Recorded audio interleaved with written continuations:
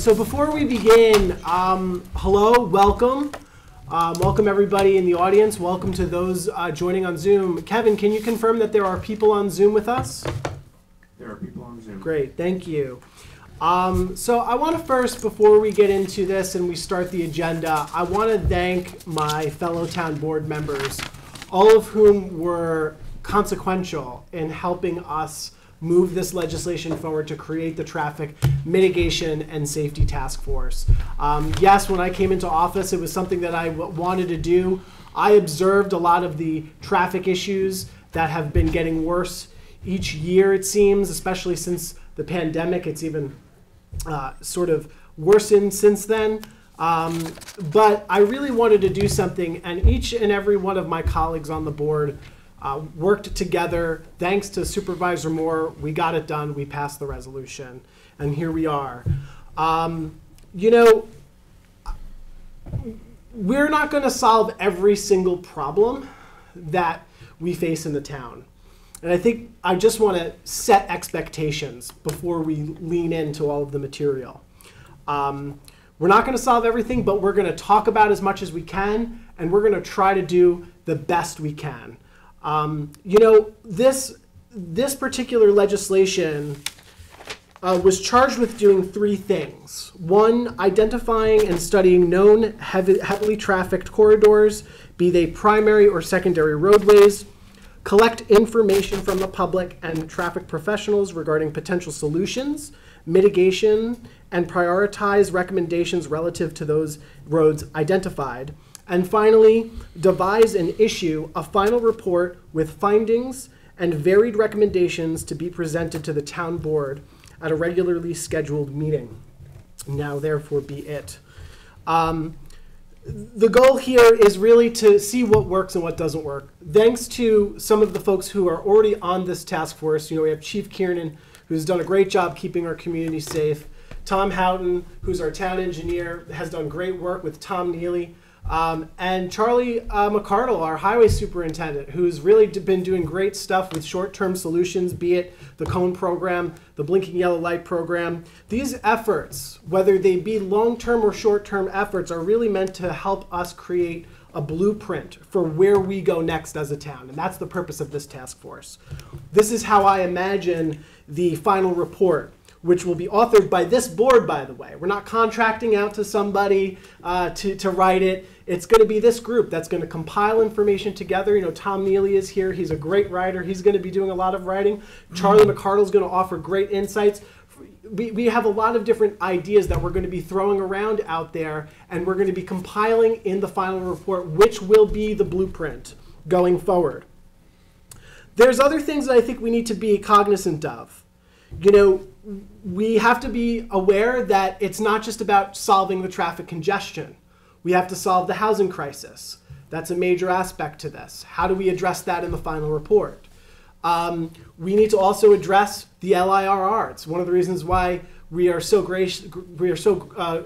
thankful to have Assemblyman Fred Thiel, who is joining us and who has decided and wanted to participate in this task force. So thank you, Assemblyman, for being here. We really appreciate having you here, because the South Fork Commuter Connection is taking cars off the road. It's helping workers get to where they need to go. So how do we expand that program? How do we get the assistance and the help from the state to get that done? Also, we have a need for greater public transportation. You know, I previously worked for Suffolk County Legislator Bridget Fleming, and during her tenure, she had dealt with austerity from the top of the county government that cut public transportation services. And she was proactive. She engaged right away, got the right people together, and they implemented an on-demand public transportation bus. And that brought back some services where it was cut. And that's an interesting micro-transit model of public transportation. So we have Suffolk County Legislator Ann Welker, who has taken Bridget Fleming's place, to be here and help us at the county level. So what you see here is an intermunicipal synergy that I'm trying to build and bring together. From all layers of government, across party lines, that doesn't matter. What matters here and now is the welfare of the public and the quality of life of all of our residents here in Southampton, because I have heard it, I have seen it. People are growing tired of the traffic. They want solutions. And like I said, we're not going to solve everything, but I'm confident with this task force, these individuals, and not everybody's here, unfortunately, but I know that with these individuals, we're going to get something done. And that blueprint is going to be made, and I'm confident with the chairs, Charlie and Tom, they're going to do some great work leading us in the right direction for this town. So with that said, I'd like to move on to the first item agenda, which is introductions. So we'll go around, everybody will introduce themselves, and we'll go from there. So, Maria Moore, Supervisor, and I'd like to thank you, Michael, for your leadership on this. And I'm very confident that with all this brain power in the room, we're going to come up with some good solutions. And thank you all for taking the time to participate and help us out here. I think it might be good to have a round table next time instead of sitting at a panel, because we're not reporting on something. We really should be treating it like a think tank. So we'll see about that and see how it goes today. Thank you. Ann Welker, Suffolk County Legislator, formerly Southampton Town Trustee. Thank you, Michael, for drawing together this amazing group of people, but thank you sitting in the audience and those on Zoom for stepping up and stepping in today to discuss a definite challenge for our community, and not just for our community, but for those that are traveling to and from each day. So happy to be part of this discussion. Thank you. I'm Charlie Bartha, Commissioner of Suffolk County Public Works for my second tenure. I spent 34 years with the county before that, 20 of them in the Commissioner's office, either as Chief Deputy or Commissioner. Spent 17 years in the private sector then. Just when I was leaving, we did the improvements on County Road 39 to make, in the around 2006, 2005. And I am probably the only person here who does not live in the town of Southampton, but I'm a fringe person. I'm in East Moriches. So I've been for 50 years, and I've been coming out to Southampton to visit friends, and have spent a lot of time in Southampton. So between that and my public works experience and interaction with the town for many years, I have a pretty good understanding of problems. And as a department, we're prepared to bring a lot of things to the table as far as data ideas. thank you. Fred Thiel, Assemblyman, 1st Assembly District. I represent East Hampton, Southampton, Southold, portion of Brookhaven, and the independent nation of Shelter Island is also in my district. I'm glad to be here today, and thanks for bringing us together. And the traffic issue, obviously, and it's more than traffic. I think we do have to look at it as transportation. How do we move people, and what alternatives are out there? And I think all levels of government have a role to play in this on the South Fork. So thank you for your efforts here. Thank you. I'm Tom Neely. I was Transportation and Traffic Safety Director for the town of Southampton from 2005 to 2021. I currently consult for the town on transportation issues. Most notably, spend most of my time on the South Fork Commuter Connection train and bus service. And I do want to make a special note with Assemblyman Thiel sitting next to me that when Fred was our town supervisor in 1995, he appointed me to the Transportation Task Force at that time, which became part of our 99 comp plan.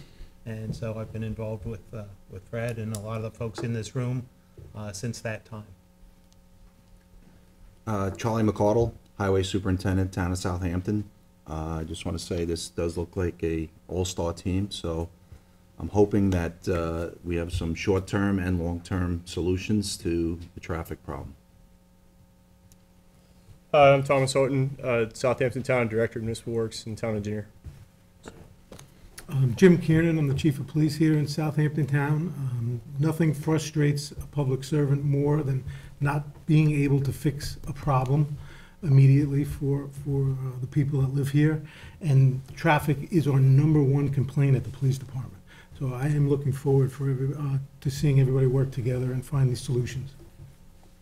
Thank you. I'm Bill Manger. I'm the mayor of the village of Southampton.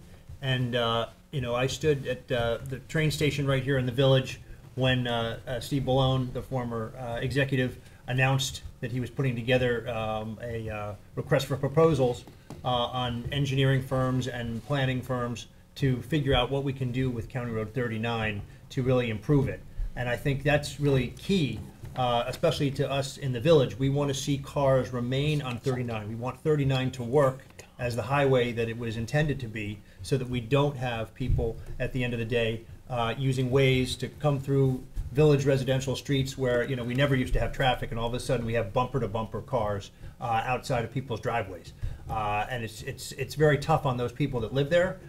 They cannot, you know, leave or enter their homes during the evening rush hour. They plan their day around the evening rush hour now. This is a quality of life issue. We have to address it, and we have to fix County Road 39. Thank you. Stephen D'Angelo, lifelong resident, business owner, own North Sea Hardware, which is on North Sea Road, which seems to be getting a lot of attention right now with the proposed repaving going on. And I was asked by Michael to be on the board, which I'm happy to be here. Thank you for asking me. I certainly am aware of the traffic challenges we've seen grow over the past couple of decades, few decades really. And I'm anxious to hear what everyone has to say to cure the problem. My name is Jason Cordy. I am here because I was a former captain and lieutenant in the Southampton Fire Department. So I kind of been asked to be here to bring a first responder or fire rescue perspective to the table. I'm a lifelong resident of Southampton. And the problems are bad enough in normal conditions, but when you throw in any kind of incident, crash or some kind of fire department activity or EMS activity, the problems quickly compound. And there are certain challenges we face whenever we have to conduct operations on, namely County Road 39, but any roadway really. So hopefully I can contribute as needed. Thanks. Thank you for being here. Thank you all for your participation in this. There are a couple of people who are missing. Donna Kronberg, Southampton Ambulance, she couldn't be here, and Bianca Collins, councilwoman from the Shinnecock Nation. But this is being recorded, so they'll catch up on the recording, and if any of you want to revisit what is being done here, you are able to on Sun TV's channel on YouTube, which captures our meetings. So I wanted to move on to, you know, obviously the next section on the agenda says overview and function of the task force. I kind of already reviewed that. We are going to, this is 1 out of 6 meetings. So the next meeting that we will have will be our second meeting. Maybe we will think about how to restructure it so it could be in more of a conversational position with one another. But I think 6 meetings is good because it allows us to have a timeline and be a little bit more aggressive in finding out what we're going to do. And it keeps us also having the end goal in mind, collecting information and creating the final report. The next point on the agenda is current town priorities.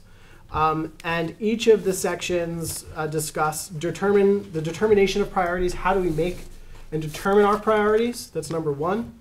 Then we'll take a look at how we define, you know, looking at traffic congestion, traffic safety, and then discuss some of the next meeting topics. So I was hoping our task force chairs can help lead a discussion on the determination of priorities.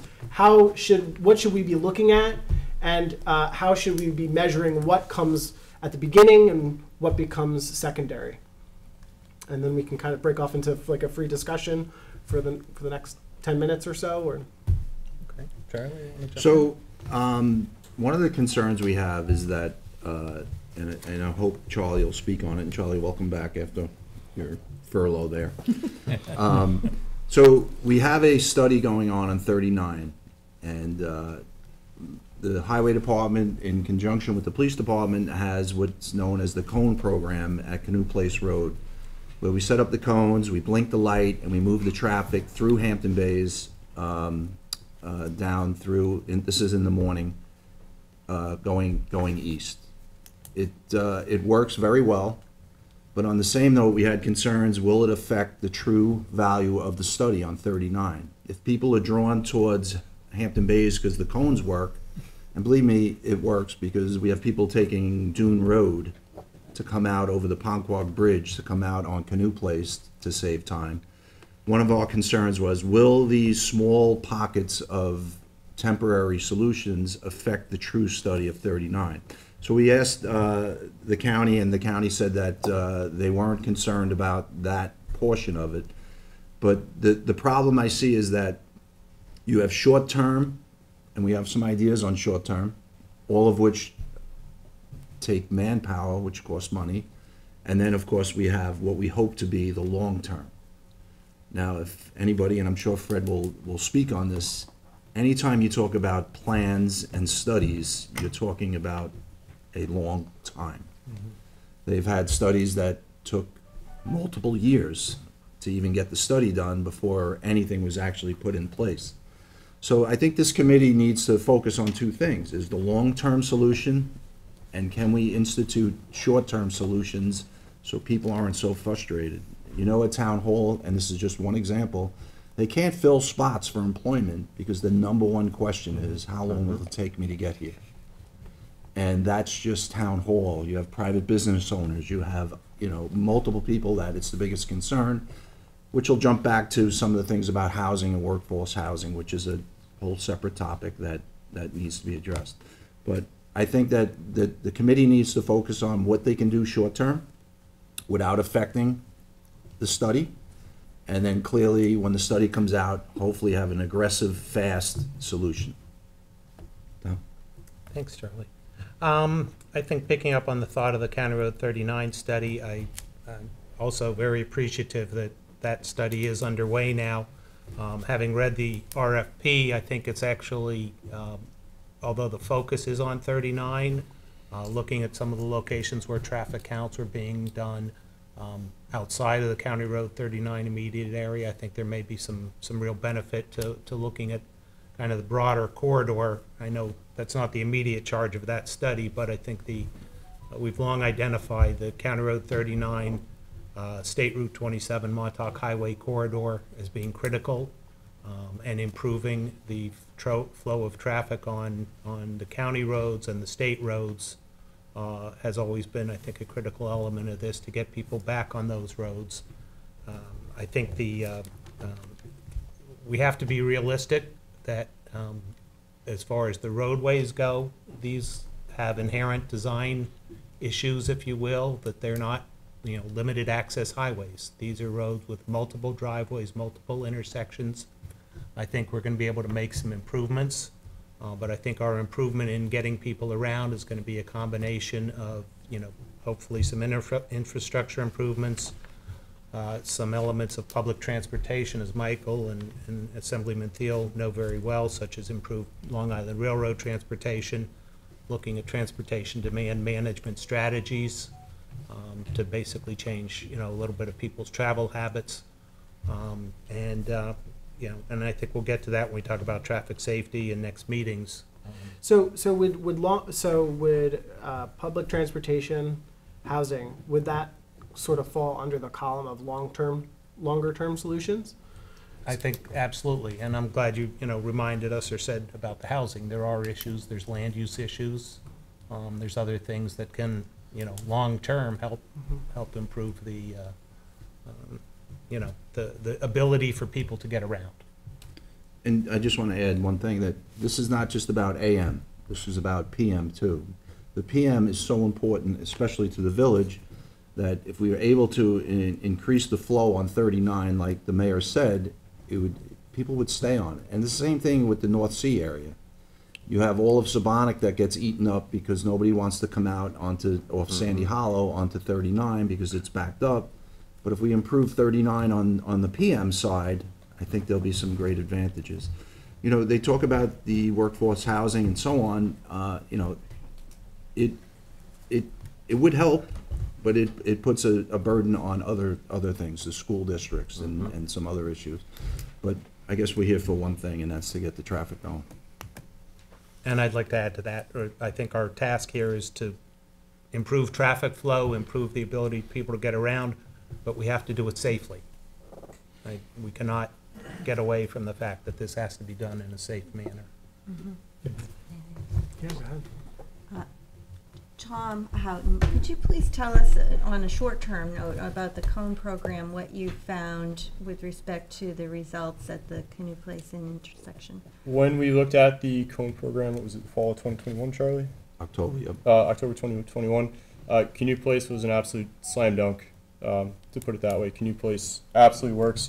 When we looked at, we ran building maintenance personnel in the morning. We had trips coming from Quag to Watermill and on both 39 and on Montauk Highway. The data that we saw out of that was that anything that was happening on 39 had not much of a measurable impact on blinking 39 lights, as opposed to how the impact of the Canoe Place light affected the southerly route. So the Montauk Highway was fantastic. 39, not so much during that. We also didn't blink every single light on 39, so there's some play there that really kind of hampered the overall flow of that corridor. We did not blink the North Sea Road light, nor the David White's Lane light, nor the 39A 27 light either. So those three lights were still operating normally. So there's really no way to know if we had like a straight up cannonball effect that would allow people to travel all the way through to East Hampton because those lights weren't blinked. So the data you have, it's the raw data that you've looked at. You didn't have the opportunity to formalize it in a report yet? Yeah, due to the staffing issues that were previously mentioned, I can't even get traffic engineers to work for the town of Southampton because they won't travel out here. It's an hour. It's an hour from Riverhead. We looked at the raw data.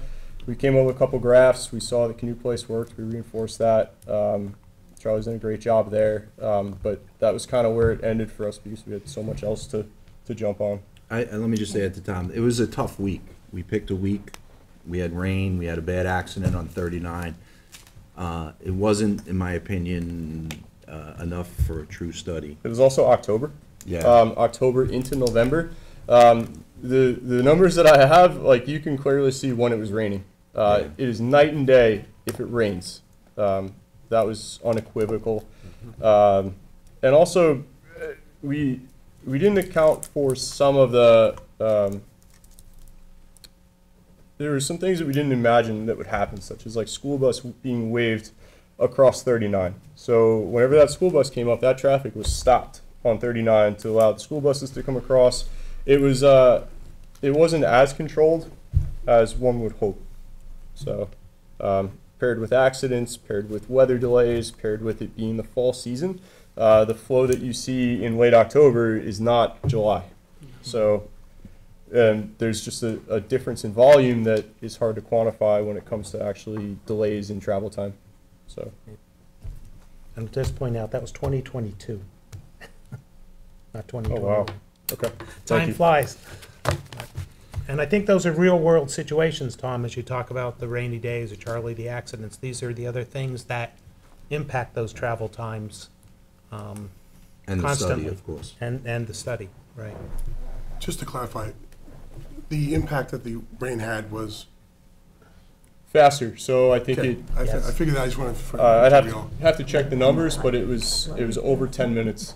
I think unlike most places where rain slows traffic, Exactly. out where we are, and we often talk about the trade parade. Sure, I kind of like to. pool guys, sure. We have folks that work inside and we have folks that work outside. And I think that's another way to kind of look at that. Sure. You know, your inside people, your teachers, your administrators, your electricians, your plumbers, and you have your outside people. And they can be very affected by, by the weather. So, it sounds like what I'm hearing, the way we determine the priorities here might be a regional, it sounds, sort of a regional process, because this is all surrounding County Road 39. Yeah. I think if I might add, one thing that we might want to also look at is Route 24 in Flanders Just in the gonna say, morning. yeah. It's gridlocked for the most part with the addition of the traffic lights. For the past 5 years, I've been commuting out here for over 10 years now, and it was kind of night and day once the lights went in. Mhm. So that's a timing item that would I keep trying to get the state to look at it. We look at it, but it hasn't been able to actually allow 24 to move like it used to. 24 p.m. also backs up heading west at the first light. Tom, could you just please tell why you have such a bird's eye view of this? So I commute by bicycle to Town Hall from Flanders. So Flanders. it's the same amount of time. Wow. So whether by bike or by car. So I pass all these cars morning and night. Yeah, so kind of get. I don't see any 39 traffic because you can't ride bikes on 39, but all the Montauk Highway stuff every day. So, one of the questions you brought up, 24 in Flanders, from my understanding that sort of the problems there also became apparent because of the traffic lights. Sort of reminds me that I've been hearing a lot of people say that the traffic lights need to be synced up in a better way. That they'll turn red and there's congestion building up, and then it's sort of throwing the balance of the traffic flow out of whack. Have we looked into that? Those are timing questions. We do check the timing on them periodically when people call up. We'll check the timing again. There are cases where the sensors in the roadway, they burn out, or something on the light actually malfunctions. The state goes out and fixes it. Is the sensor is that a weight sensor? I'm not sure what type of sensor the state has.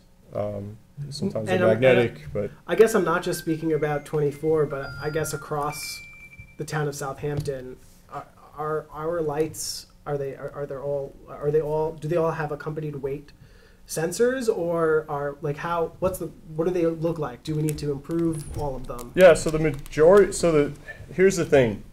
Everything that we're talking about are on state and county roads, for the most part. All of those lights are state and county lights that the town maintains. Right. We don't control the timing. We don't really control anything other than making sure that they're operational.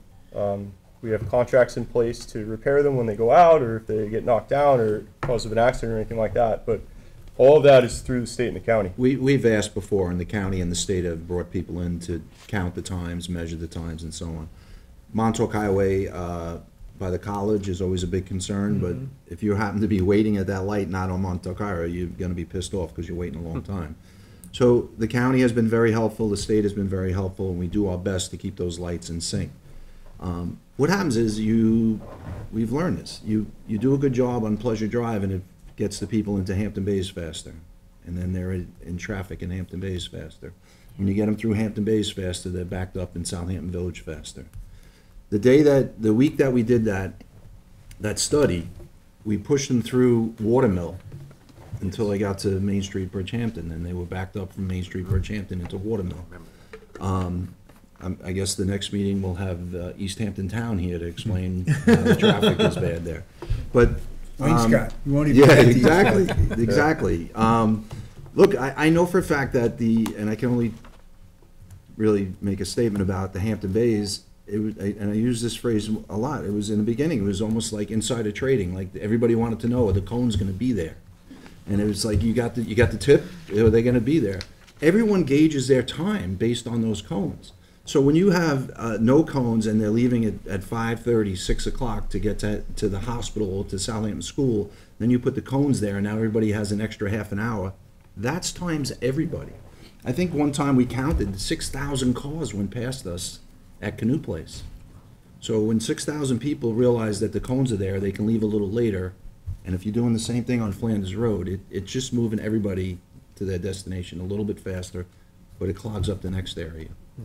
To your question about the lights, yes, those lights were put in for a reason because people couldn't get out in the morning of those side streets. Right.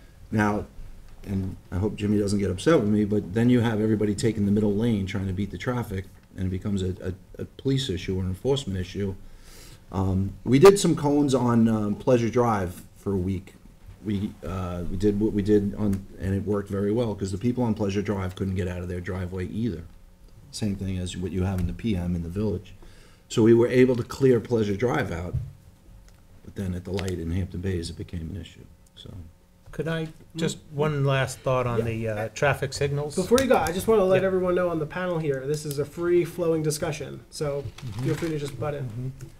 Just the, so everyone has like a basic understanding, the county and state road signals have sensors on the side roads. You were talking about weight. It is activated when a car pulls up on a side road, activates that signal to cycle around to let them eventually get a green. When I was here, we always worked with the county and the state to make sure that the east-west flow was always maximized and the folks on the side roads kind of had to wait. I will say in the village, there are a number of signals that are just pre-timed. They don't have in-ground sensors. I don't know if it's all of them, but for example, the one right out here in front of Town Hall, there are no sensors in the ground to activate. Those are just preset, pre-timed signals that, you know, and that's how they operate unless you have an engineer come in and change the timings in winter and summer and morning and all that. They don't have that sensor capability.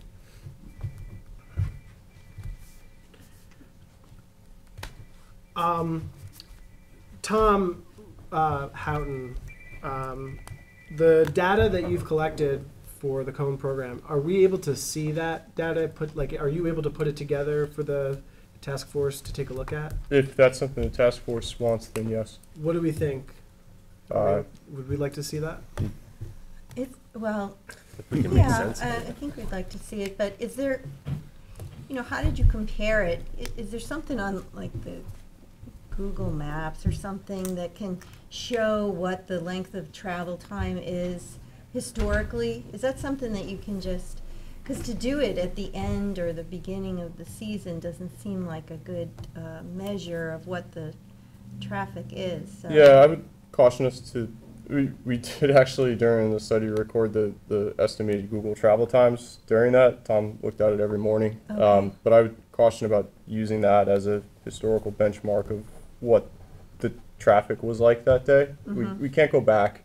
You can only look at stuff like that day of, but it's still not exactly indicative of how long it would actually take to get somewhere. So you couldn't say on, you know, June 1st, Nah. 2022, it took this long to get there. The only thing we now really with the could look at cones. are the state counters on 27 for those previous days, but that's a volume That number. gives you the volume that So- the Google Yeah. Maps, and Tom and I talked about this when we did the blinking signal, and I did track it on Google Maps from Macy's to Town Hall and Macy's to King Cullen in Bridgehampton for 4 months during our test. I've actually continued to do it, so I've got a whole pile of Excel spreadsheets since then.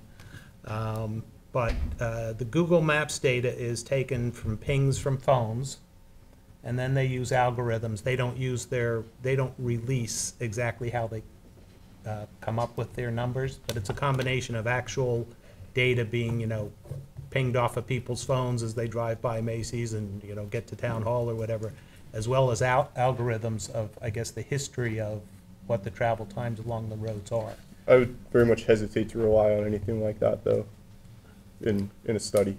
I mean, I do think it's indicative. It's not, because it does reflect, for example, accidents, it reflects rainy days. But yeah, I wouldn't isolate one day and say, you know, this is it. I just think it's kind of complementary to some of the other traffic count data, which is basically, I think we have traffic count data from the fall of 2022 during the test, and we have the log books from some of the folks that worked for Tom, and I had a couple of people from East Hampton who also submitted log books. So certainly would be worth looking at that stuff. Certainly, at Suffolk DPW, if we don't have it already, we'd like to see that data, and we understand the limitations on how it was collected. Are businesses required, any businesses along County Road 39 required to have done traffic studies that are more recent? I'm thinking particularly of the light at McGee Street and the business there. Like, just because we're looking back a bit, and I think we can all agree that our volume has increased each year. Well, our consultant now will be taking all these counts, so that'll be done much more, I'll say precisely, according to accepted standards. But I think we already have perhaps. Yes, we did a Set it. study on the McGee Street light. I'd also not like to duplicate any efforts that the county is already undertaking Right. in this entire area. So, Yeah, let's coordinate and make sure we're not both trying to do the same thing. yeah. I was just looking at the fact that we may have something that's already been done that's more current than what you're looking back at before the county study comes out. Yeah, so I think the McGee Street light was 2021, 2022, we did the study. I did So that's going to be associated with the Star Aqua Center improvements. And there have been some studies that have come in front of the planning board related to some developments, that we could look at. There are 2 or 3 developments going on that corridor right now that traffic impact studies have either recently been completed or are getting close to being finished, so. Just so it gives us a range Yeah. as we're looking at things while we're waiting for the county study. I know Charlie's going to give us an update on the county study in a minute, right? But everything so far that's been talked about is really very temporary, and we hope it's very temporary, because from a police perspective, blinking lights is not ideal, and it's necessary at this time for different reasons. One, it's not just a convenience to the public, but it's our economy out here to keep people moving. It's also when people are stuck in traffic, there's violations all day, the whole rush hour. People are riding in the middle of, in the turning lane, very dangerous, on the shoulder, very dangerous. So it really takes a lot of our resources to enforce those things and keep people safe. And then when you have things flowing, a lot of that goes away on its own because it's flowing naturally. But then, the county engineers don't put traffic lights in a place that don't need to have traffic lights. So they need to cycle the way they're intended to cycle. But that's why these things being discussed really have to be short-term. And we definitely need that traffic study and whatever's going to happen as that long-term solution to be pushed forward as fast as we can. Infrastructure improvements. Infrastructure. Permanent Yeah. changes. I would just add that, I think really the county road has to be re-engineered in many ways because it was built for a certain capacity that obviously it's met and far surpassed. So, and the biggest problem is the lights. I mean, I had one resident come to me and suggest a big rotary at the intersection by the college, Shinnecock Hills Golf Club, and County Road 39, like they do in Riverhead. And they said at least that would keep the traffic moving. It wouldn't come to a complete stop when the light turns red. I think having a complete stop is a real problem. And if there was a way to keep the traffic flowing, that would help. I mean, the other light that I think is a major problem is the one in Watermill. I mean, that everyone hates that light as well. It's another part of the town, obviously further from the village, but again, it gets way backed up just when that light turns red, and everyone's stuck again. So I think really part of this has to be a re-engineering of the road. So what do those long-term re-engineering plans look like? And I know that there have been some proposed in the past. One of the things that I think is important for this task force to address is that, and it's a pretty major fear from the public, is that if you build it, they will come. And I think there's some truth to that, quite frankly.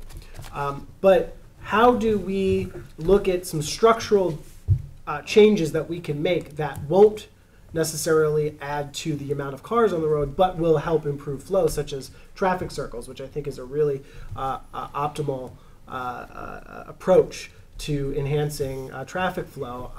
But I want to ask that question also, look to the past a bit. Have we done things in the past? Have we crafted plans that looked at these infrastructure changes?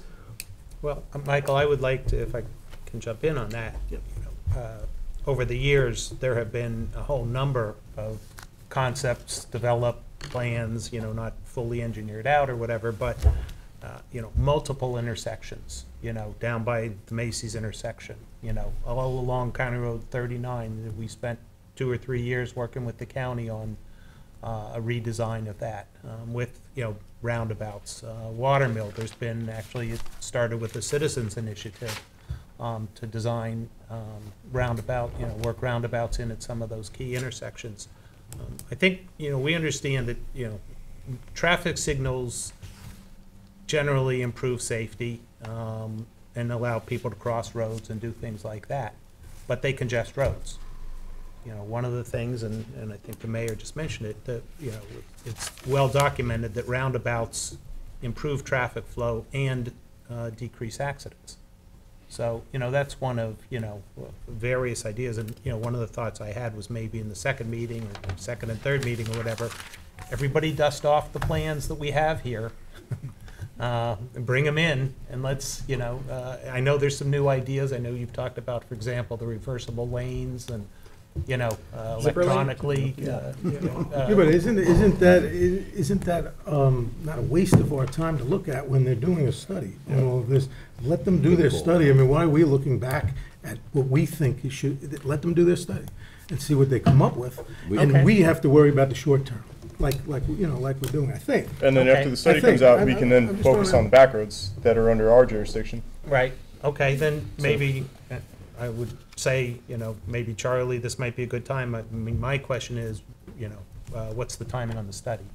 Okay, thank you. First, the contract has been awarded to AECOM, which is one of the largest, if not the largest, engineering company in the world.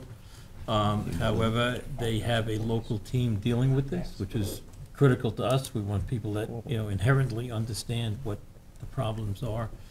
And the individuals working on it have personal experience along County Road 39 for a long time. Our plan is, and this study we're trying to accelerate. It was one of the first things I did in the first week of January. Was met with AECOM and our engineering staff about finding ways to expedite this study.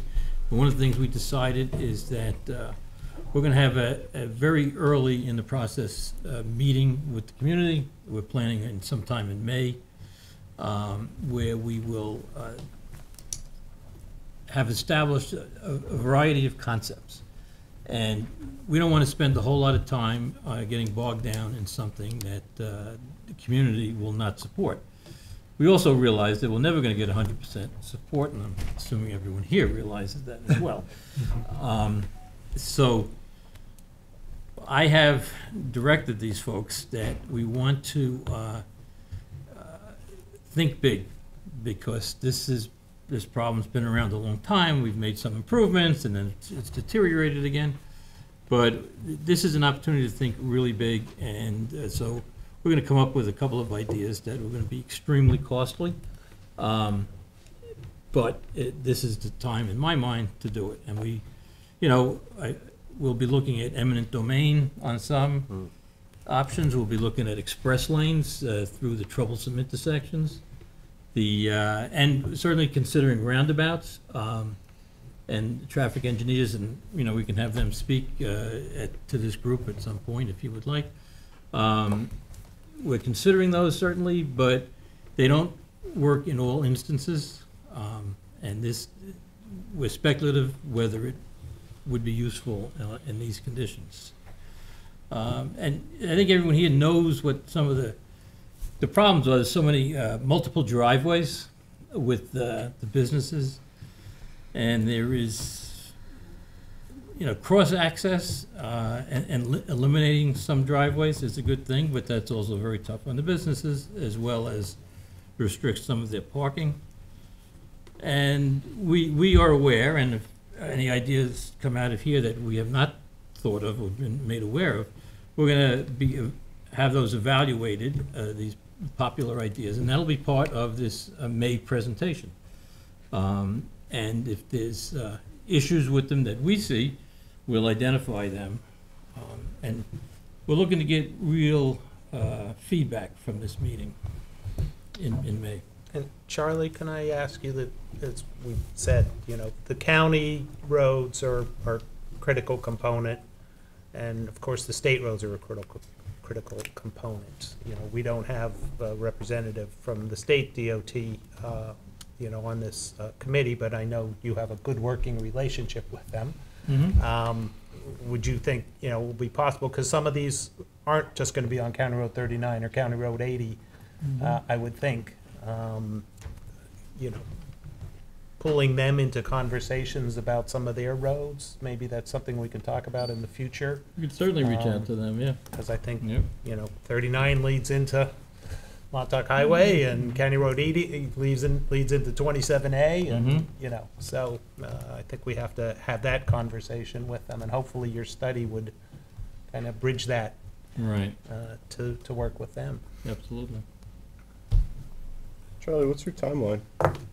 Well, May, we're looking at May to be able to get community input. That's And, based off like last year's data, I guess, from well, they're the collecting 27 data counties? now even, right, Bill? I'm looking- Yeah, but, Collect data in the spring, and also the summer. Hmm. okay. Okay, spring and summer, for the folks that aren't picking up the mic here. Yeah. Okay. So the results of the study is, Well, yeah, the result of the study, I don't even want to tell you how long it is, 'cause- but that's what we're working to expedite. and we appreciate it. Do you know, I mean, if you don't have it, you don't have it, but can you provide us with a rough timeline on this for the scope? Yes. Okay. I mean, not right now. No, right now. Yeah. And another element of this that I think might be important, again, for perhaps a future meeting, and, Charlie and Bill Hillman from the county, who's here, he's not with us at the table, but he's here, worked, very well with him over the years. Funding, I think, we seem to have the commitment, after looking, back, 20 years of being involved in things, I think we have the commitment here, like we, have never had towards working on the roads. Another thing is funding, as we all know. So, maybe we can have that as part of, one of the future conversations. Yeah, funding definitely needs to be a priority section in the final report. Well, Fred's here to help with that.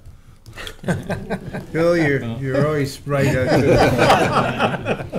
Oh, yeah. It's actually not a bad time for funding, because you have the federal infrastructure money that's out there. There's never enough capital money in the state budget for funding, and Charlie can speak to that, whether it's CHIPS funding or Bridge New York or whatever the program is. They all have great names. Yeah, and they all do good work, but there's just not enough of them. And we just maintaining existing infrastructure is a challenge. Building new infrastructure is a challenge. But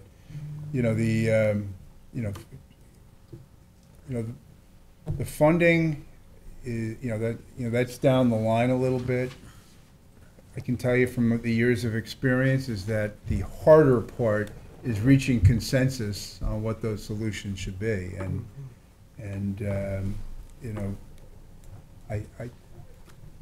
For me, this is my last year, but if I told you how many traffic studies I've sat in meetings like this for traffic studies in the last 30 years, there's a library full of traffic studies that are just for the South Fork, and we certainly need to update it, and we need to know what we can do.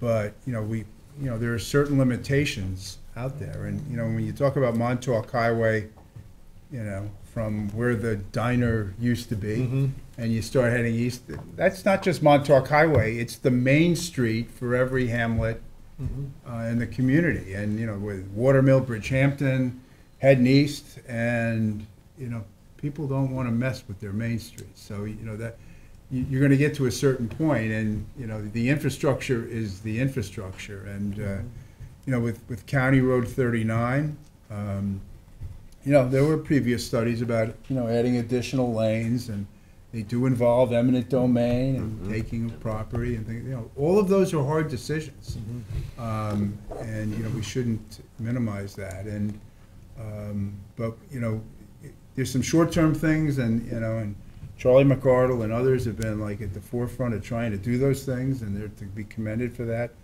you know, the longer term solutions are going to be the harder. And, you know, that's, you know, to some degree, because, you know, there are limitations, I think, to the improvements you can make in infrastructure is why, you know, we've kind of looked at the Long Island Railroad, because it is it's the most underutilized infrastructure we have. I only half kid when I said, you know, especially when it's not the summer, you know, the trains, you know, whatever trains there are from the railroad in the morning, you could take a nice 5 or 6 hour nap on the railroad tracks and not really have to worry about anything.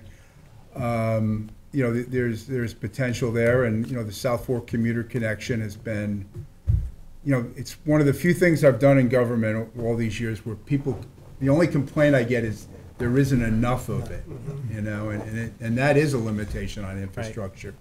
And, you know, we actually have some opportunities there that hopefully we'll get to. Maybe we can have the railroad, the MTA, to come out to one of these meetings also. So, you know, I don't want to say the money part of this is going to be the easy, because it never is, but, you know, trying to find things that you can get the community to agree to do is, I think, is the bigger challenge. You know, if it was easy, it'd already be done. No matter what we do, it's going to be very expensive. Yep. The big ideas that I'm encouraging that have been, you know, discounted in the past will be super expensive. But not everyone, this is a very high profile corridor, and not everyone takes helicopters that go out to the East End. And we have been, at DPW, have been successful, because the stars are kind of aligned right now with President Biden, Chuck Schumer, and we have gotten, you know, good money, grant money on various projects we're involved in.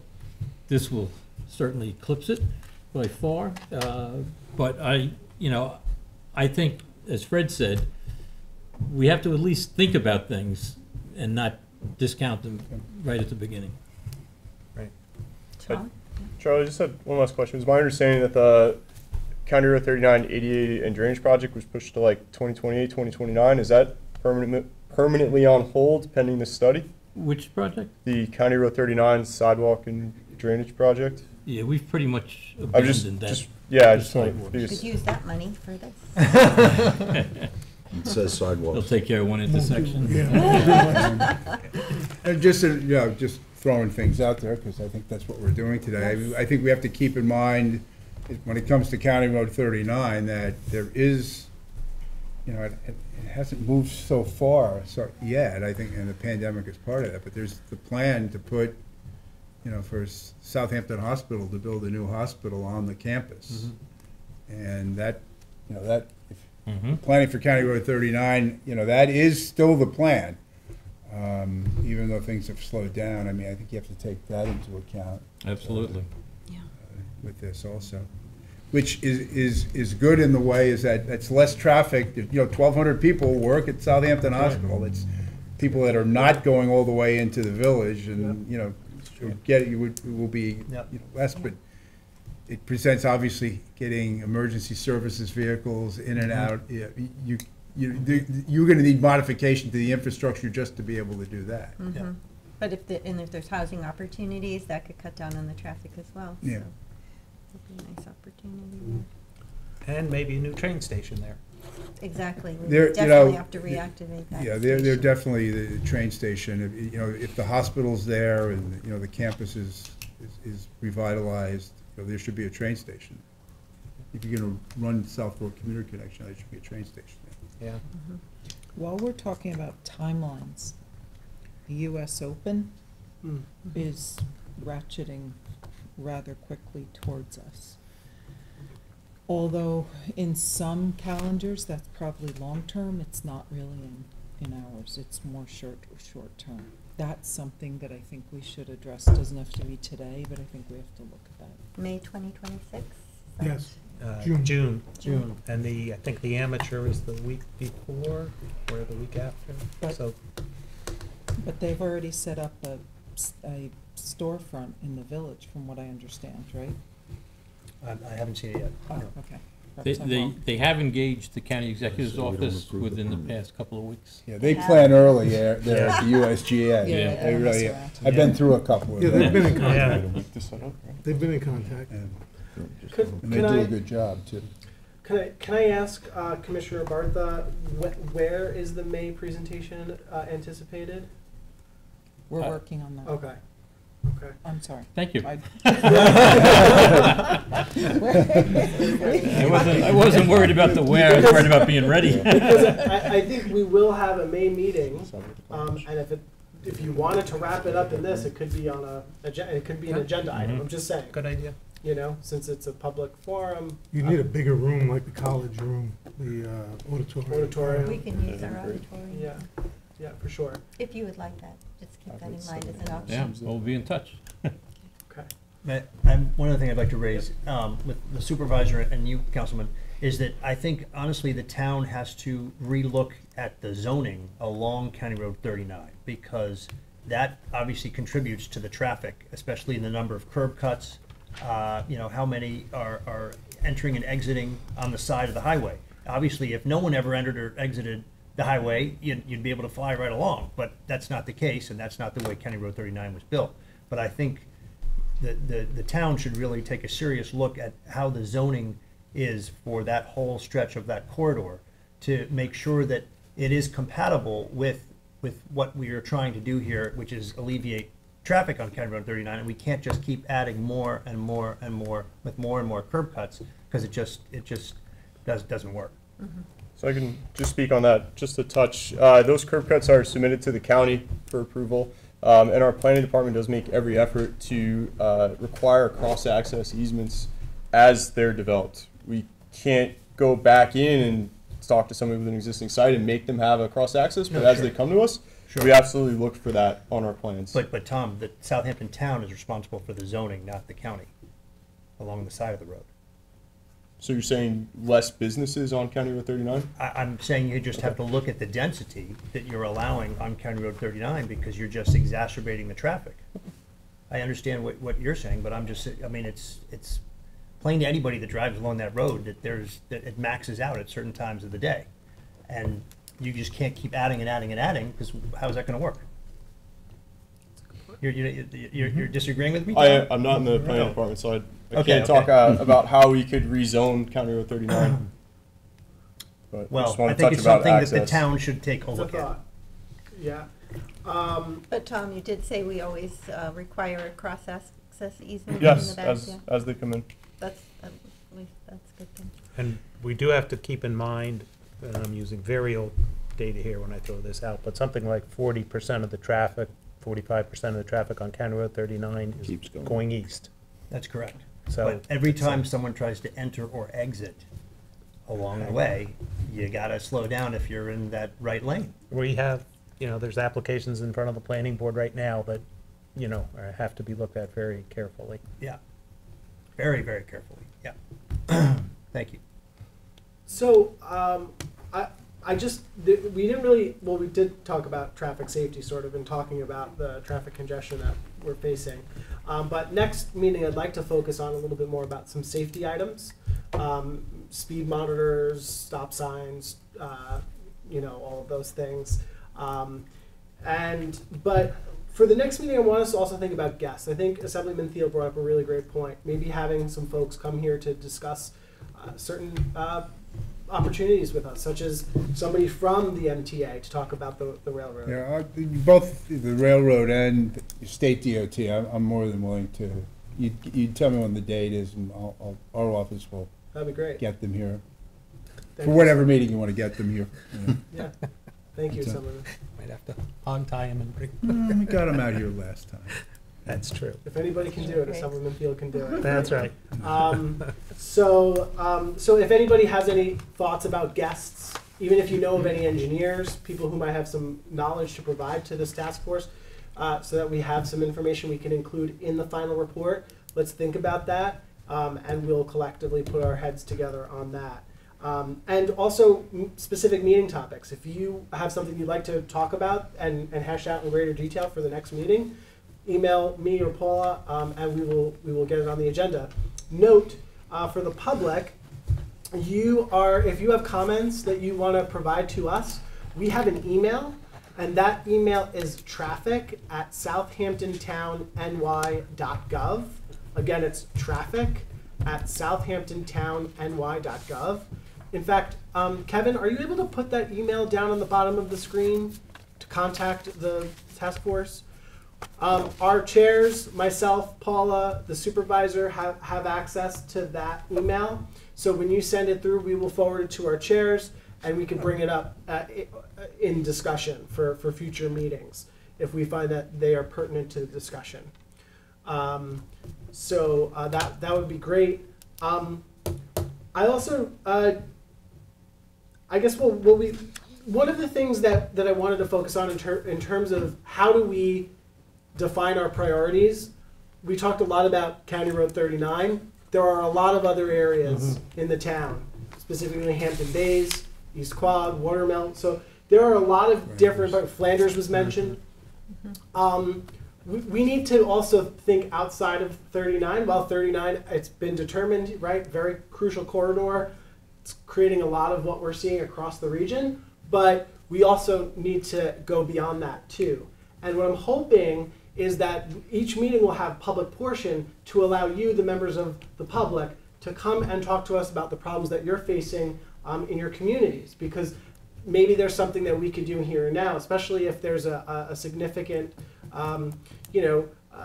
need to improve traffic safety, for instance. The highway superintendent and I went out to Hampton Bays, as well as Tom Houghton, and we talked about, as well as the chief, we talked about Ponquag Avenue.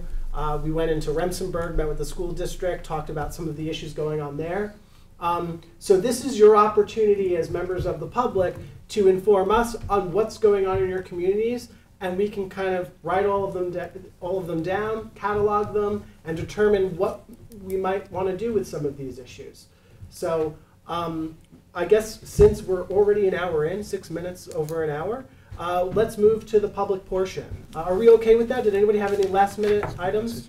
Great, so we're going to move to the public portion. We're first going to, by the way, I want to thank my legislative aide, Paula Godfrey, who is actually critical to this meeting. Take a look at all of these beautiful name cards. Thanks to our CRC department, but really Paula helped engineer that, and all of these nice, beautiful cards that you're able to write on.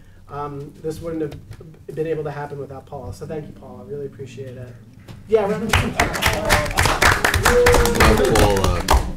Poor Paula. Yeah. All right, so first up is Larson.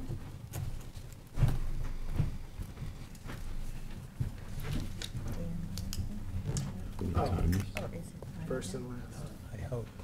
Don Larson. Who's Or is it got the Mr. Larson or buzzer? Don. Don? Sorry. I Okay. just want to say thank you to everybody. My name is Don Larson. I'm a retired civil engineer. I worked for 31 years at the town of Brookhaven in their planning department with regards to new roads, old roads, all that type of stuff.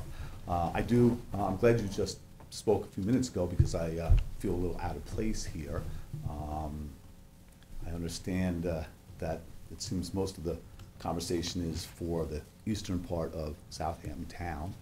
I live in little old Spionk, and we have nowhere near the problems you guys got out here in terms of all the traffic and stuff. We do, however, have a little bit of a problem with some of the maintenance on some of the roads that we have out there. Old Country Road and Spionk Riverhead Road are disasters. They're horrible roads. The intersection itself is horrendous. The asphalt's broken up. There is no drainage. The road itself on Old Country Road has direct runoff into wetlands.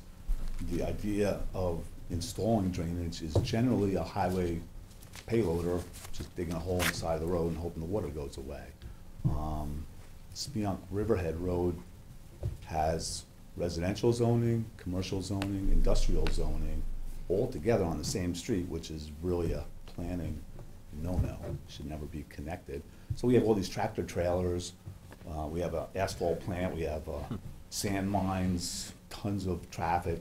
So a short-term solution, to some extent, would just to fix Old Country Road and do some work there. And there's no shoulder.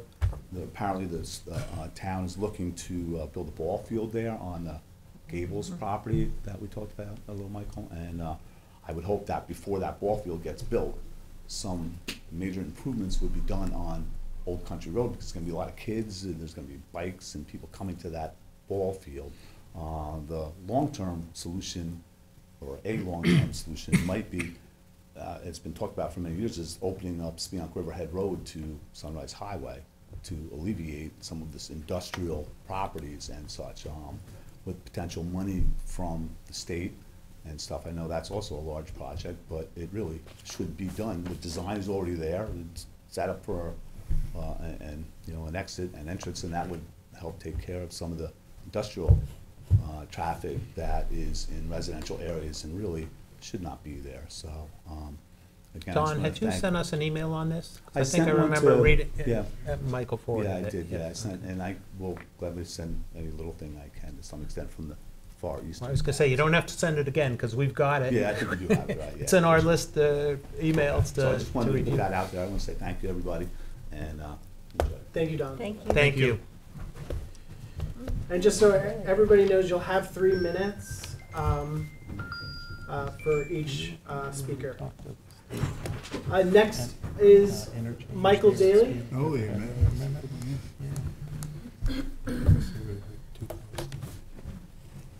To the next one or something.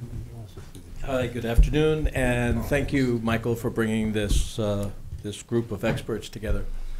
On a local note, I would say one of the most severe traffic congestion areas is Noyak Road. For me, as a Sag Harbor resident, it's changed dramatically over the years with the number of cars and trucks that are on it, and as more and more people kind of try to enter it and exit it, taking shortcuts. Sometimes to get to Southampton from Sag Harbor could be 45, 50 minutes if you take that. So, I've got my own little jaunts, come over Middle Line Highway, down this way, over across, over to Deerfield Road, over to, we've all had to make our, but the way that traffic backs up from Sag Harbor, goes through that great roundabout there in North Haven, but once it gets to Noyak Road, it can back up for 50, 60 cars during the evening rush hour. So the 3 things that I just wanted to mention and ask that you consider as you're doing your work is, number 1, we all know public transportation is important, and we've been working on that for a long time. I realized when my daughter was here and staying with somebody in Babylon and wanted to get back to us in the morning, it was almost impossible for her to get here from the morning. And when she was able to get to Spionk, the commuter connection had already left, or another one wasn't coming for a long period of time. And I was like, wow, so many of our folks have moved west, and some to Spionk, Patchogue, Shirley. If that could connect, that might help. That's number 1. So public transportation.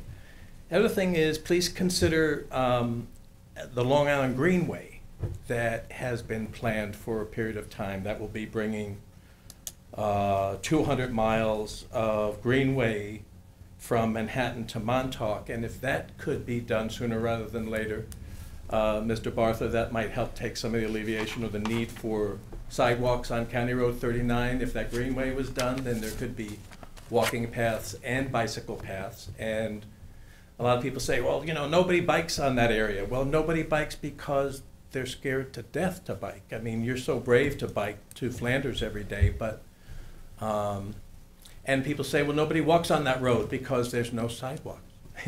You'd be dumb to walk on that road. So the Long Island Greenway might be an opportunity if we could get a stretch of it done here, and it would be nice. I might take my own electric bike, which I can just sit on, and go to Montauk someday if the Greenway was in place. But so that's an option. The second thing I wanted to ask you to consider is housing, and any of you who know me know that I'm a housing advocate.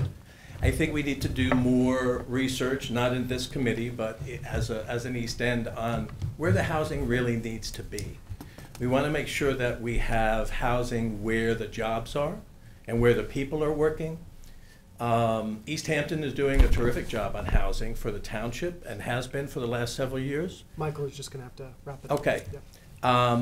So that's number 2. And then number 3 is roundabouts. Roundabouts, I spent 3 weeks in Portugal and I was blown away. During that 3 weeks, I stopped about 5 or 6 times for red lights and 5 or 6 times for full stop signs. It was just like the kind of driving that I love. And I know we have mindsets over what about roundabouts, but I just ask that we really do some deep research on roundabouts, because they'll have to be done in an entire route. They're like your cone program. You see how the flow just works when you have the cones? And if you had roundabouts in these different areas, including Noyak Road, I bet you it would help us a great deal. Yeah. So thank you so much. Thank you, Michael. I'm a big advocate for traffic circles too. Ali?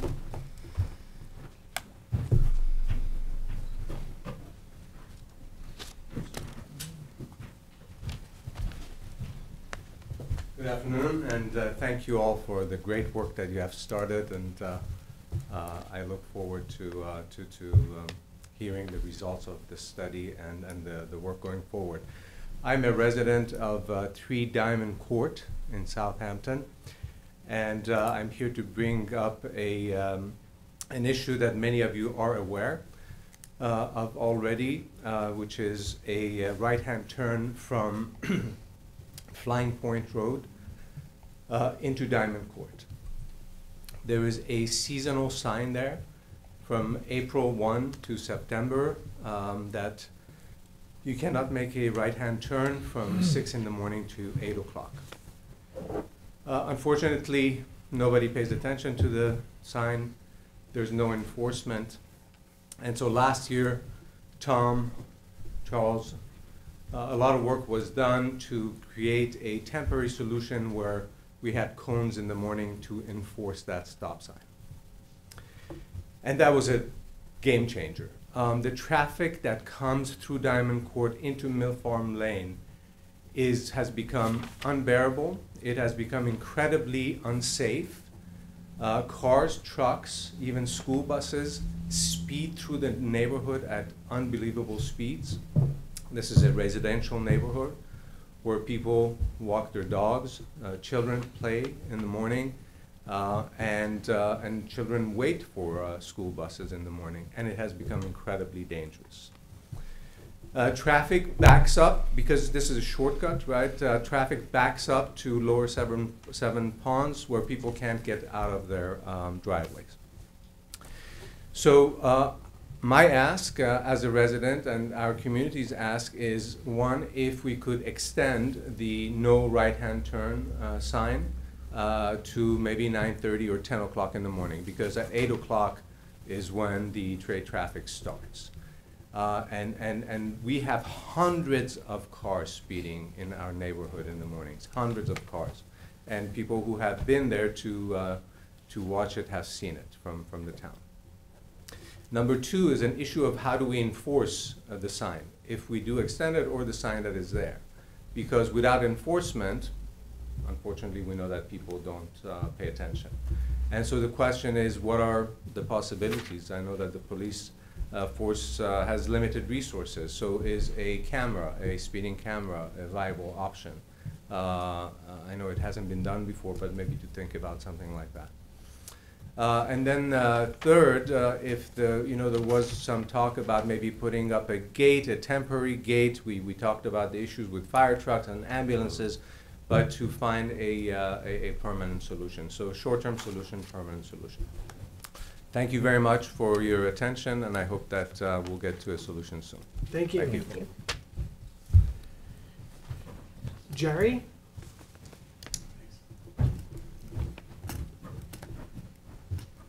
My name is Jerry LaMonica. I live on Dogwood Lane in Noyak. In fact, right across from where Steve D'Angelo was my neighbor. I've lived there for 20 years. Well, a lot of good things have been said here, but I think really we're missing the big picture. The big picture is, why are there so many people out here every day, right? I drive that, first of all, let me just say this, right? I work now as an Uber driver. I live in Noyak, I've lived there for 20 years. I'm an Uber driver. I make the claim that I drive more in this town of Southampton than anyone. Last year, I did over 30,000 miles in the town of Southampton. I see stuff you would not believe, right?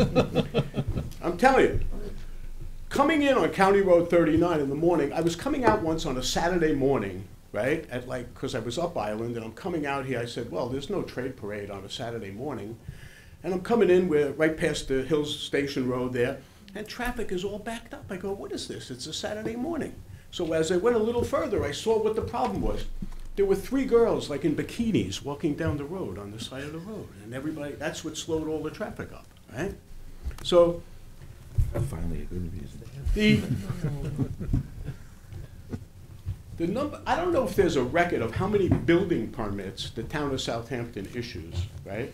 But every time there are houses in my neighborhood, and especially on Deerfield Road, on Millstone Road, I count there's over 20 vehicles at each one of these houses every morning, right? Mm-hmm. If you multiply that by, I don't know, 300 building permits that they're giving out to build all these mansions, I don't mind them building, right?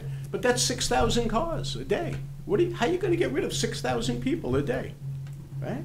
Another thing they did, the town of Southampton did years ago, they banned short-term rentals. Short-term rentals were a great thing. I used to rent my house to workers who came out to do work in the Hamptons, contractors. They would stay at my house. Keeps them off the road. People who come out as tourists, you can't stay overnight in the town of Southampton. So what do you have to do? You have to drive, you have to be a day tripper, come out for the day. How many people that is? How many cars are coming out every day, especially in the summer and the nice weather? So this is the problem. I mean, the problem is that we have to look at, like, again, the building permits. Now, you know what? So what the town's solution was, when they started having problems, like people would make noise at houses at night, instead of enforcing their own codes, what did they do? They banned short-term rentals, right? And took away my income. How about this? How about we just say, you know what? Landscapers can't come out on Friday and Saturday. Why don't we do that? They can make the same amount of money Monday through Thursday. That's what they told me. I couldn't rent my house anymore, and I can't rent my house. I can't make that money. You're at 3 minutes. Okay. I don't know. I see things people, the other gentleman said about Noyak Road. Noyak Road is like a video game trying to drive your car down. I mean, it's ridiculous. People speed, they try to run you off the road. County Road 39 has a 35-mile-an-hour speed limit. There's a reason for that, because there's so many driveways and there's so many people in and out. No one does 35 miles an hour on that road. So coming in the morning, it's like taking all these, it's like pushing a bead down the stream. You're taking all these cars coming in off Sunrise Highway, and they're just going faster and faster. To where? That's good points. To the end of County Road 39, where the GPS tells you to go down Flying Point Road and make a left and come back out into Bridgehampton, or it tells you to make a left on Head of Pond Road and come back Old Mill Road. So there's another jam up at Watermill. I wanted to be part of this task force, and I'm not, like I said, I'm not trying to be combative, but it's crazy out here. It really is. The traffic got crazy, and I think the rentals have something to do with it. That there's no more short-term rentals, and I also think I don't know. Just people are talking about traffic circles. There's so many giant vehicles coming in. You couldn't even navigate a traffic circle. So Jerry, we'd love to have you continue to have a dialogue with us, and just stick around for sure. Next up is Marissa.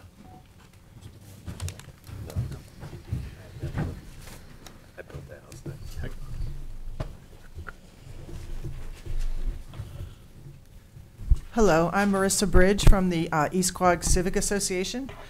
I'm here just to represent some of my members who are really excited about this study. We think it's really important. And East Quogue, one thing that some of our members have talked about is that we have no bus or train service in East Quogue.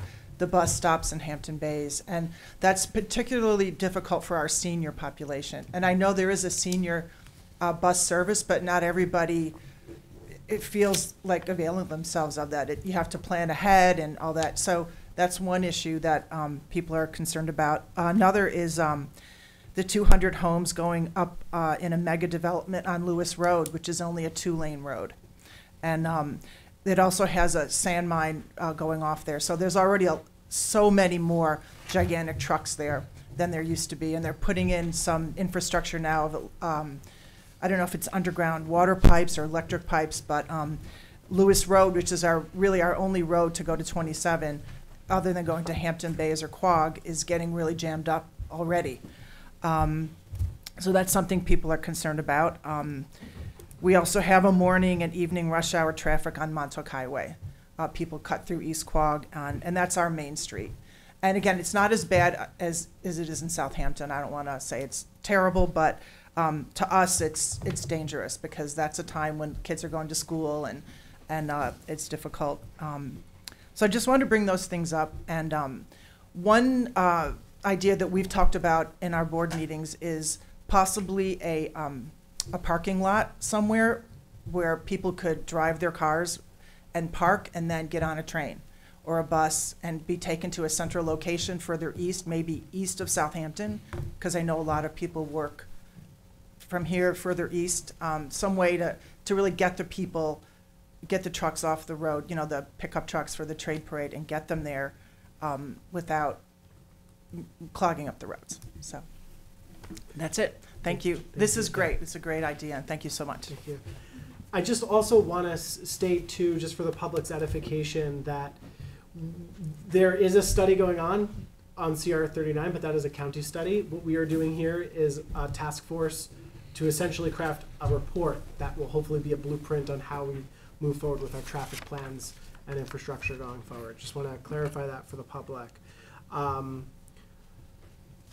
John Scavone, Councilman, did you want to speak?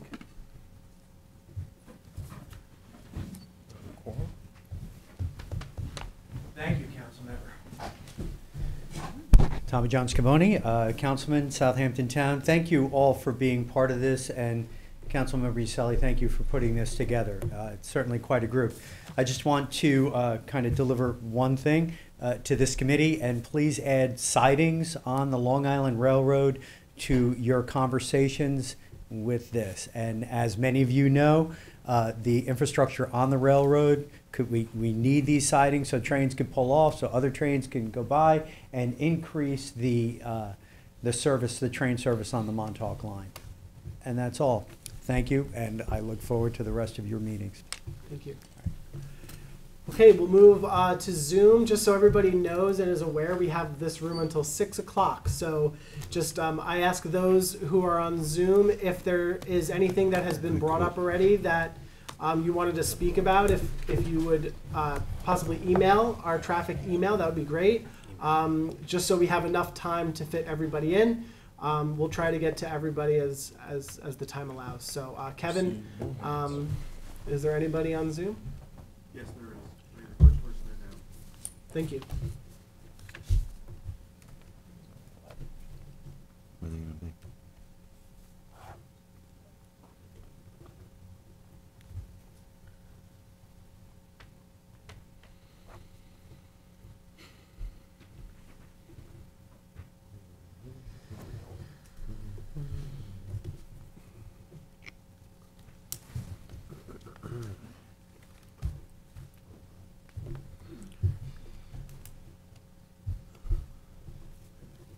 Hello.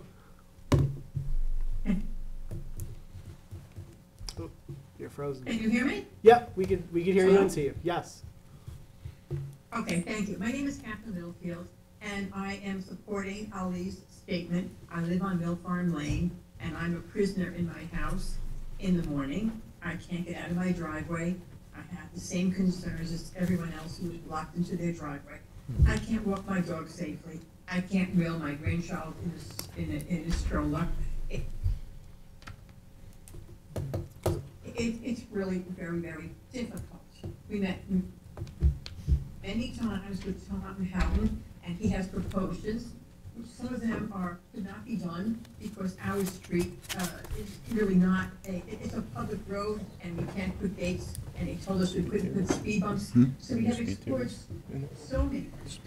But the thing that Ali brought up is the fact that we have signage for 7 years that says you can't make a turn here during these hours for the safety of our children, and it is ignored, and there's no consequences. In a world where there's no accountability, it is very frustrating. In every borough of New York, if you go through a red light, if you speed and you are stopped, you are trafficked, you are given a fine. The town of Southampton supervisors refuse to implement any type of consequence situation. They don't want to hurt anybody's feelings. Last year, Mr. McCardle came and he put the cones, and he was there, I believe, personally, and nobody made an illegal turn during those hours. So it works. But accountability also is important, and it brings fines, and fines brings money into your coffers to do things that you would like to do. As a president of an organization that has fines for rule infractions, we made money that have allowed us to do improvements in our facilities. So I think you should consider traffic cameras that yield fines and not be afraid to hurt anybody's feelings, and keep the safety of our residents in mind. Thank you very much. Thank you. Okay, we have one last person from the audience here in person. Rachel?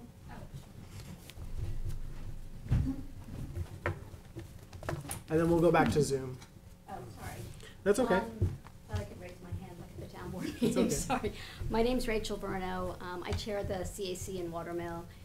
I also live in Watermill. So first, on behalf of our members of the CAC, thank you all for making time to sit on this committee, and also to just work on this. We recognize, and to hold these meetings too and engage the community. That doesn't always happen, so really thank you for that.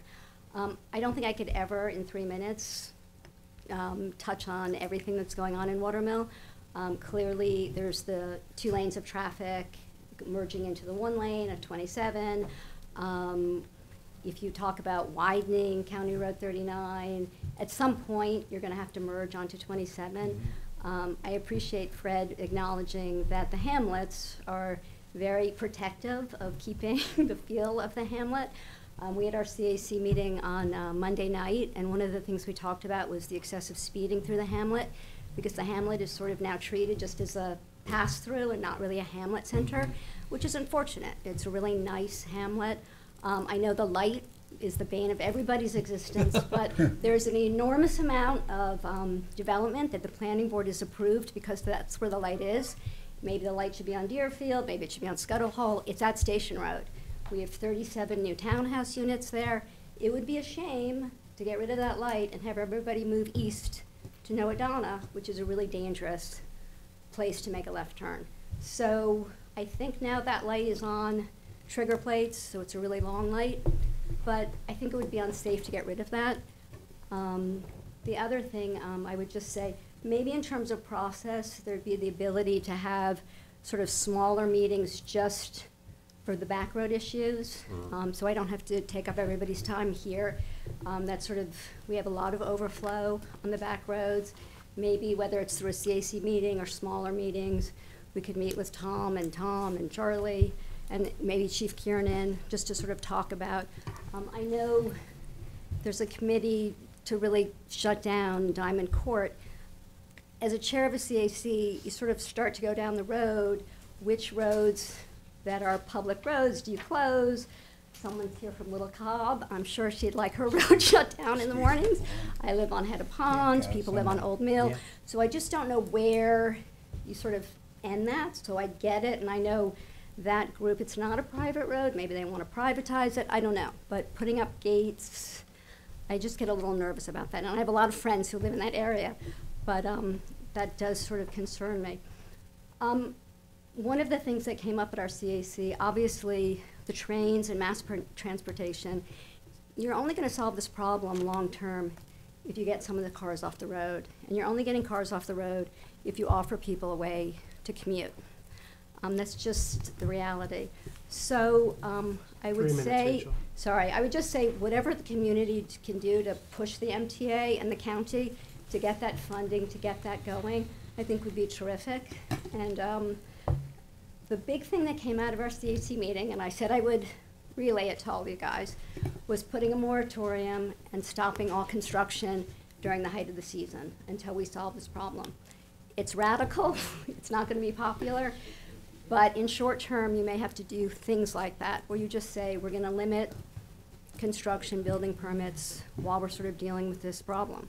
Thanks. Thank you. Kevin, we'll go back to Zoom.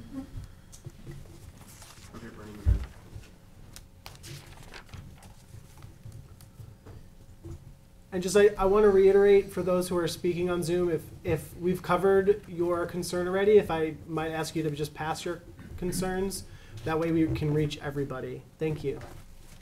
Hello. Hi, I'm Phil Smythe, and I'm the president of the Remsenburg Association. And first off, I'd just like to say that the mere existence of this panel is a dramatic step forward, I feel, by the town in addressing the traffic safety and concerns in the town. More attention and progress has been made in Remsenburg in about the last 6 months by the town of Southampton than in the preceding 10 years. So you're really on the right track here and addressing things of widespread concern.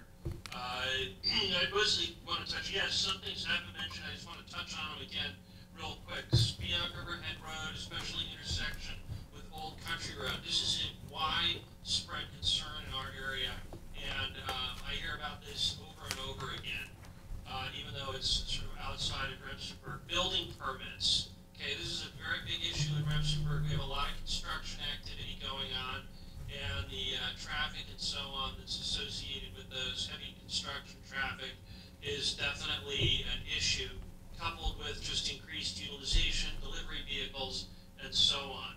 The woman from Watermill Civic Association brought up the idea of speeding and the fact that this sort of degrades your identity as a hamlet in Hamlet Center if everyone is just sort of zipping through, you know, what's really sort of the center of your hamlet, what you're trying to define as the center of your hamlet. I think this is a very big issue for Remsenburg on South Country Road, where we have a lot of pass-through traffic and also traffic headed for destinations in Remsenburg, using South Country Road really as sort of a mini arterial to do this, and we need additional measures. I know that we've proposed crosswalks and so on to the town, and I really encourage the town and Mr. McCardle as superintendent to continue to move ahead with some of these ideas.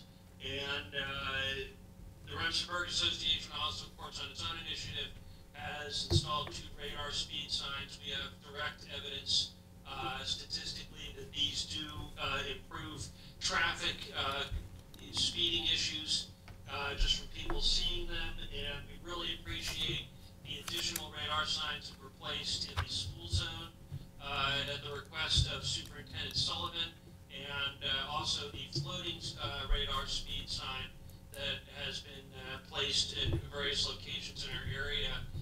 These do work. We have statistical evidence of that from our own data, from our own signs, and just thank the town for what it's done and look forward to working with them in the future. I think we have a very good agenda laid out. Thank you. Thank you, Phil.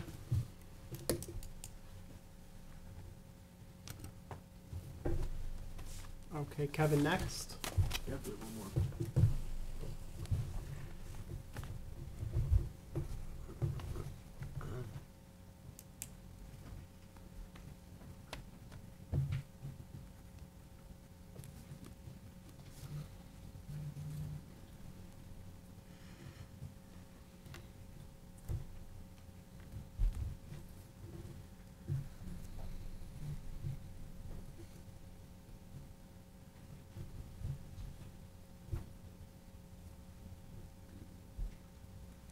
Hello?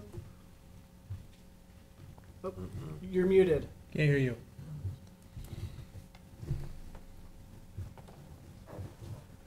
Andrew, we can't hear you. Can't talk, he's on the jitney.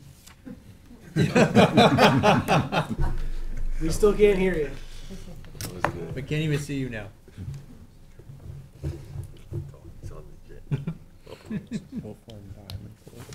He called the planning board from his car. Andrew, we can't hear you. Do you want to try one more time? Unmute yourself. Should be on Can you the. guys hear me now? Yes. Okay, I gotta do it this way without the video, sorry. Andrew Roof of Mill Farm, and I just wanted to say thank you guys very much for organizing this. I think the town, as you can hear from some of the people, desperately need this looked at across the board. So thank you guys for putting this together, Councilman Iaselli and everybody else for being there. And I definitely think one of the things, I think it was Mayor Manger said about looking at possibly freezing some of the expansion on CR 39 or 27. I know there's two proposals to add medical offices, one at the old diner that's now the lunch lobster roll, and a little bit further down. And I mean, all this continued development, while welcome and appreciated, seemed to be ad hoc. And I think we kind of, a moratorium, as Rachel Verno mentioned, might be something, I know, controversial,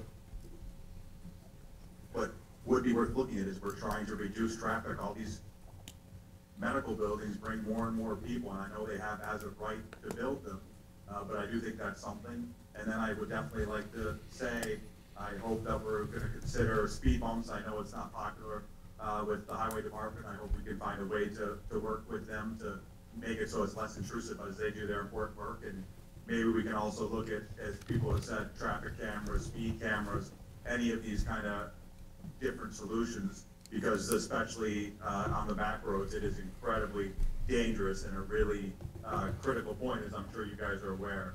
And I just wanted to throw those things out there that I know they've probably been mentioned. And thank you again, and we look forward to working with all of you. Thank you, Andrew. Kevin, is there anybody else? That would be all on Zoom. Okay. So Supervisor has a question, and then we'll adjourn. Maybe if anybody else has a comment, and then. 3 people now have asked about the traffic cameras, not the digital speed signs, but cameras, and I didn't think those were allowed out here, but I'm not sure what the status is. You I know would they have them need in the city. to have cameras that where you are enforcing speed, actually enforcing. Yes. You need state legislation to do that. The only authorization that there ever was has been in school zones. New York City, right? New York City, Nassau and Suffolk had that authorization.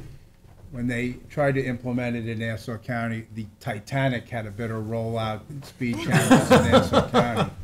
And Suffolk never did, and the authority ran out. So, but the short answer to your question is, any enforcement of speed limits with speed cameras would require state legislation.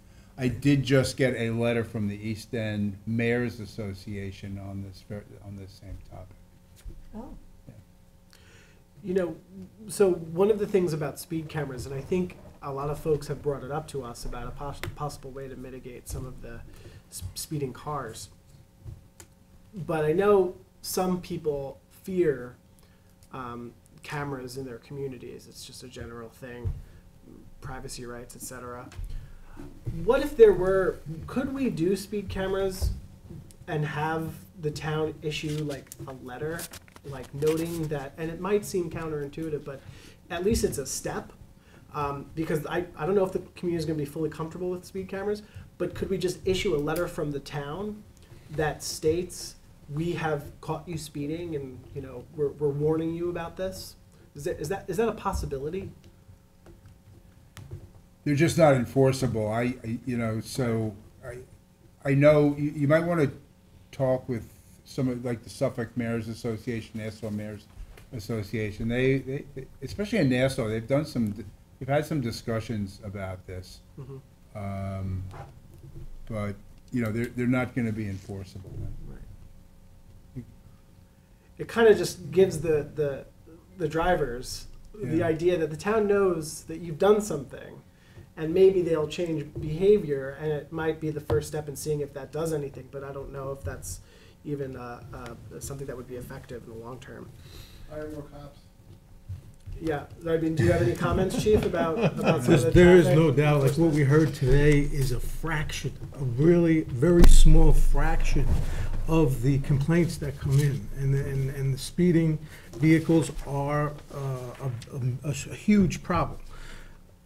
County Road 39 is 35 miles an hour, like a gentleman said. Nobody goes 35 miles an hour. We can stop fatalities on County Road 39 if we slow people down. No doubt about it. Yeah, we do need manpower. We do need manpower to address the complaints of speeding vehicles and people with aggressive driving in general, distracted driving. We do need bodies. Something like 85 to 90% of drivers admit they speed, so. Yeah, and the other 15% are lying.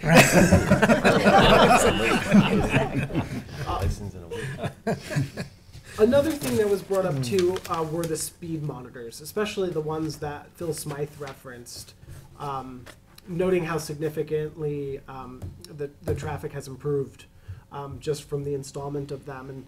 And I think the ones, and Charlie, correct me if I'm wrong, the ones that were installed recently are the ones that really flash very brightly. If it's almost as if there's like a cop car that's flashing their lights in front of you, which radically changes your driving behavior because you don't want to get pulled over. Where are we on our stock of those? And Tom H., you feel free to weigh in. Yeah, so if I may speak to that, our intermodal transportation budget line has monies for 4 school speed flashers, as well as a handful of others. Okay. If we do want to add more, we will need significant funding to pay for those. They are not inexpensive. There's about 3,500 a piece. On the low end, yes. They are very effective for a short period of time. Behavior modification is the only long-term solution, so people do need a consequence for it to be lasting. But yes, the people that say they are making a difference, I do believe that. They do make a difference for a short period of time. Do you remember in East Hampton, they used to have the police car with the dummy in it? Yeah, Manny Quinn. Till they stole Well, they named him. Till they stole the dummy. Yeah. So for short term, it does work. I gotta admit, and I do have a little bit of a law enforcement background, they need more people. You can talk about all the speeding, and look, you're in traffic, you see there's some daylight, and you're gunning it till you get in traffic again. There's no doubt about it. But I have to be honest, like, I left 20 years ago, there was 106 cops. They're just at 106 again. 20 years went by and they don't have more police than they had. It doesn't make sense. You need at least 20 more. You need a unit that can address these speeding vehicles and a unit that weighs the trucks. You could have a sign on every street, no trucks, and what happens? There's nobody there to enforce it. Chief, would the TCOs fall under that unit categorization? No, they can't do enforcement. Parking enforcement is okay. Southampton Village, I believe, sent some people to weigh the trucks. Yeah.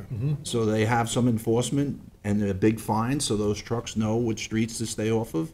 The town of Southampton has 450 miles of roadways. The police department used to have a highway unit dedicated to morning traffic and afternoon traffic, and they don't have anyone to weigh the trucks. They need about 20 more people. What did they have, the weighing? Yeah, so you have trucks that are taking these back roads, there's no enforcement. Yeah, but how do you?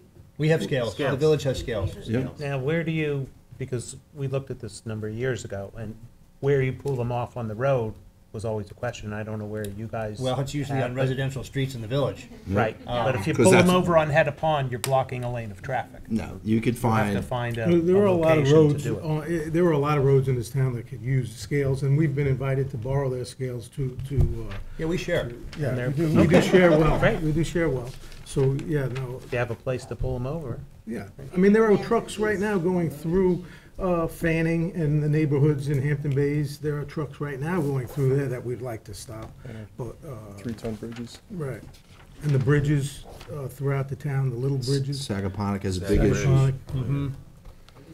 So the weight of vehicles is something that can be addressed. Oh, yes. We just have signed many streets in the village, reminding drivers about the weight restrictions on those streets. So now, we're able to pull people over on those streets and give them hefty fines. Yeah. When at the time I left, there were probably about 25 roads in the town that had the weight restrictions on them. I don't know if any have been added since I left, but there's about 25 mostly in the. We haven't added any. It's also not arbitrary. There's guidance from the local roads program, so it's not just it's a residential street, no trucks.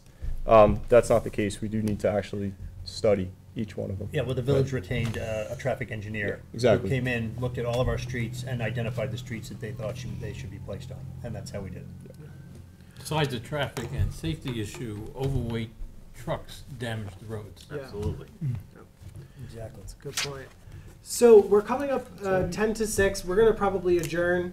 I just want to say that we're looking at May 1st at 6 p.m. We want to try to have a later meeting just to accommodate folks that may get out of work and want to attend. We may not have all of our meetings won't be 6 o'clock. We might just have 1 or 2 more meetings. So May 1st at 6 is our tentative next meeting. And for those, again, that want to issue your comments and concerns to this group, you can email traffic@southamptontowny.gov. Thank you, and we look forward to seeing you all next time. Thank you. Thank you. Thank you.